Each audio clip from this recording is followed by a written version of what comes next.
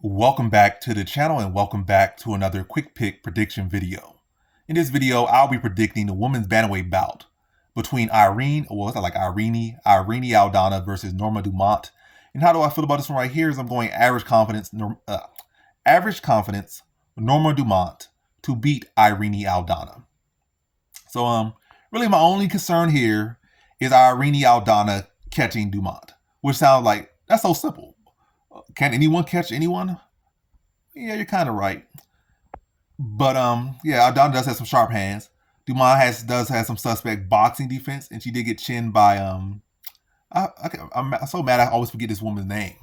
But but anyway, in her debut fight, she got caught.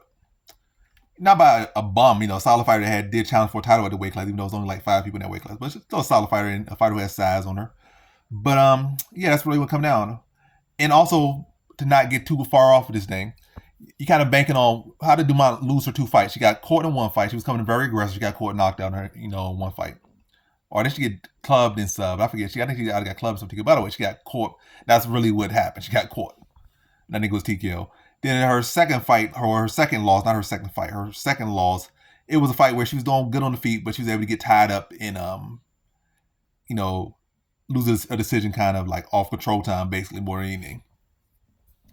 And what is Irene Aldana? She has the chance to do the first part, but her grappling has been very weak. She has been actually, hadn't been, as far as being caught and knocked out or caught and rocked, there's only been one instance inside her UFC career. With Aldana, throughout her Invicta and UFC career, there has been multiple instances of her getting manhandled and dominated in the grappling department. Even her fight where she won against Macy Chiasson, she was getting grappled up. Then she got some weird axe kick from off bottom that hit her, I think a kidney or something, or the solar plexus or somehow of it was like a kidney kick from bottom. That's one of the fight against Chiasson when she was getting dominated the whole fight. And it's been like several fights. I think she lost to Tanya Evinger, just manhandled her. Raquel Pennington just manhandled her. There's been so many people that just manhandled her. She had like at least 5 fights where she got manhandled to decision losses. What's her name? I think Holly Holm picked her apart and manhandled her as well. So she got so many fights where she got manhandled. It's not just one fight; it's like 5, 6 fights where she got manhandled.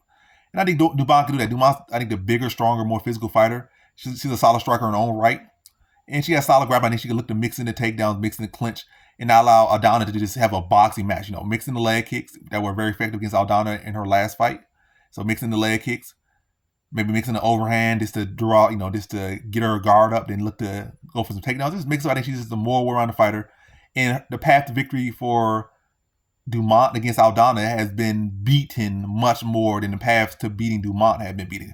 Dumont's 2 losses are 2 different scenarios, where Aldana's most of her losses, like 5 if not all 7, have been her, fighters just looking to get a hold of her and just manhandle her, and without much